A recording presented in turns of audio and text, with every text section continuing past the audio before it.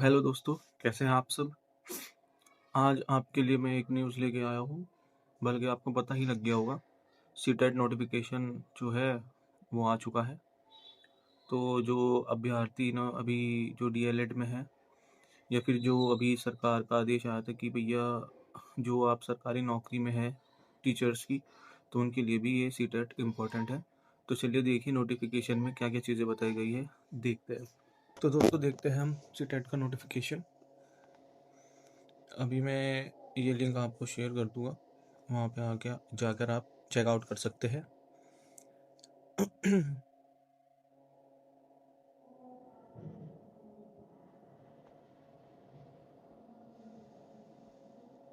ये देखिए, ये सीटेट का ऑफिशियल जो है वेबसाइट है सीबीएसई की। यहीं पे जाके आपको फॉर्म जो है आवेदन करना है। अभी 2-3 चीज़ें आपको बता देता हूँ मैं, इसमें हमें नोटिफिकेशन में क्या क्या बताया गया है। तो एग्ज़ाम कब है, अब देखिए आपका जो एग्ज़ाम स्केड्यूल हुआ है वो हुआ है 8 फरवरी 2026 में, ठीक है। पेपर 1 और पेपर 2 दो पेपर होते हैं इसमें। पेपर 1 होता है 1st से 5th क्लास के लिए, और पेपर 2 होता है 6 to 8। पेपर 2 की जो टाइमिंग है वो 9:30 to 12, यानी 9:30 से 12:30 है। और आपका पेपर 1 की टाइमिंग है 2:30 से 5, ठीक है। तो जो पेपर 1 देंगे वो 2:30 से 5 का ध्यान रखना अपने टाइमिंग का, ठीक है। तो आपका 8 फरवरी को आपका, जैसे मैंने बताया है, पेपर है। दूसरी चीज़ यहाँ पे आ जाते हैं। अब देखिए आपकी जो फीस इसमें लगेगी, जो ओबीसी और जनरल वाले हैं उनके लिए 1000 और 1200 रुपये, मतलब 1000 रुपया जो है, जो सिर्फ पेपर 1 या पेपर 2 दोनों में से एक देंगे। और जो दोनों पेपर देना चाहते हैं उनके लिए 1200 रुपया है। SC ST के लिए, या फिर और जो डिसेबल पर्सन होते हैं उनके लिए एक पेपर देंगे तो 500 है, और दोनों पेपर देंगे तो 600 रुपया। 2.5 घंटे का ये पेपर होता है। ऑफलाइन पेपर है, जैसे पहले होता था ऐसे ही होगा, अभी तक कोई चेंज इसमें नहीं है। ये सबसे अच्छी आपके लिए खबर है। नो निगेटिव मार्किंग है, कोई कंप्यूटर पे नहीं बैठना है आपको, ऑफलाइन पेपर दिया जाएगा, उस पर आपको MCQ जो है मार्क करना है, ऑब्जेक्टिव सिलेक्टिव टाइप क्वेश्चंस। अब देखिए ये पेपर 1 यानी first class first to 5th के लिए है। ये आपका क्या आएगा इसमें, चाइल्ड डेवलपमेंट, ठीक है, mathematics, environment studies, language and language 2, यानी लैंग्वेज 1 इंग्लिश को बोलते हैं, लैंग्वेज 2 बोलेंगे हम हिंदी को। पेपर 2 के लिए देखो यहाँ पे चाइल्ड डेवलपमेंट एंड पेडागोजी तो कंपलसरी है। देखो इसमें ऑप्शन होते हैं, जो मैथ और साइंस से भरना चाहते हैं, या फिर सोशल स्टडीज़ या सोशल साइंस से भरना चाहते हैं, ठीक है। इन दोनों में से आप एक फिल करेंगे। इसमें 5 होते हैं सब्जेक्ट। सॉरी, इसमें 5 नहीं, इसमें 4 सब्जेक्ट होते हैं, ऊपर वाले में 5 होते हैं। इसमें फिर वही हिंदी और इंग्लिश वो दोनों आपको मिल जाएगी।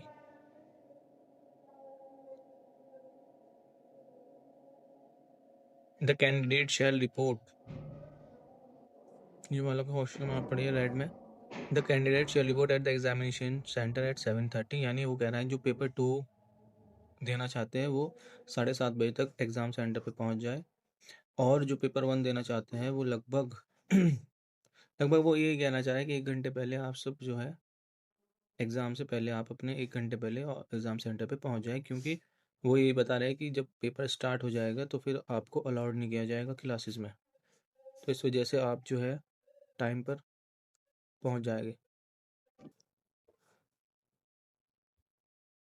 ये आपका जो है, ये आपका सिलेबस आ गया यहाँ पे। चाइल्ड डेवलपमेंट एंड पेडागोजी का concept of development, relation, principle, development of children, ये सब पेडागोजी है, यहाँ पे देख लेना। और ये सब्जेक्ट आपको पढ़ने हैं। Inclusive education, learning and pedagogy. Mathematics में आपका geometry, shape, solids, numbers, additional, subtraction, multiplication, ये सब आपका चैप्टर्स है मैथमेटिक्स के। इसमें थोड़ा सा पोर्शन पेडागोजी का मतलब मिक्स पूछा जाता है इसमें। जैसे 30 मार्क्स का जो है सब्जेक्ट है, तो 15 आपका पेडागोजी और 15 आपके न्यूमेरिकल्स पूछे जाएंगे। Environmental studies, family work and play. देखो इन्वायरमेंटल स्टडीज़ में आप कोई भी CBSE की कोई भी बुक ले लो, 1st to 5th सारी पढ़ लो, बिल्कुल उसमें से आएगा। और कहीं से कुछ नहीं आता है, 10 साल से इसी तरीके का पेपर आ रहा है, आगे भी ऐसा ही आएगा, अभी तक कोई चेंज नहीं हुआ है। पेडागोजी आएगी इसकी, ठीक है। लैंग्वेज वन, ये लैंग्वेज वन में आपको इंग्लिश में एक्चुअली होता क्या है, लैंग्वेज वन और लैंग्वेज टू होता है, तो उसमें से ना लैंग्वेज वन और लैंग्वेज टू में आपको एक अटैम्प्ट करना पड़ता है, तो वो अपने आप जो है रिलैक्सेशन के हिसाब से चूज कर लेना। इसमें दे रखा है उन्होंने, देखो, reading unseen passage, two passages, one prose और ड्रामा और वन पोयम विद क्वेश्चंस और कंप्रेंसेशन, यानी एक जो लैंग्वेज वन है उसमें आपको एक जो है ड्रामे का दिया जाएगा, मतलब एक चैप्टर दिया जाएगा और एक पोयम दी जाएगी।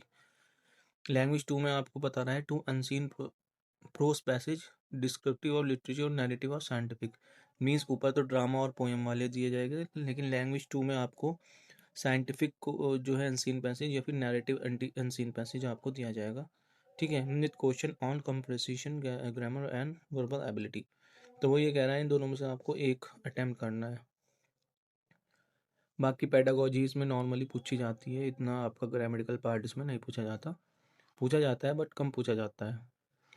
ये पेपर टू का है, बस ध्यान रखना जो पेपर वन है उसमें आप जो है ये एज्यूम करके क्वेश्चन सॉल्व करना कि मैं 1 साल से 5 साल के बच्चे के बारे में सोचकर आप पेपर वन सॉल्व करना, और जो पेपर टू है उसमें आप 6 साल से 11 साल तक के बच्चे को सोचकर पेपर सॉल्व करना, क्योंकि वो पेडागोजी ही पूछेगा ज़्यादा, ये नहीं पूछेगा कि भाई इस साइंटिस्ट का क्या नाम था और ये कौन सी थ्योरी कहलाती है। वो आपको थियोरटिकल में पूछा जाता है इसमें क्वेश्चंस, मतलब एक माइंड से जो खेलने वाला कहता है ना, पेडागोजी जो साइकोलॉजी के क्वेश्चन होते हैं, वो देखना चाहता है कि हाउ डीप आप कितना डीप जा सकते हैं, आपकी थिंकिंग कितनी डीप है। तो वो आपसे ये नहीं पूछेगा डायरेक्ट क्वेश्चन कि बताओ साइंटिस्ट का क्या नाम है या इस थ्योरी का क्या नाम है, नहीं, वो आपसे प्रैक्टिकल क्वेश्चन पूछेगा। तो इस चीज़ का ध्यान रखना। पेपर टू भी अच्छा खासा पेपर आता है, बढ़िया, मतलब अच्छे लेवल का पेपर आता है। पेपर वन भी आता है लेकिन पेपर टू थोड़ा अच्छे लेवल का ही आता है इसमें।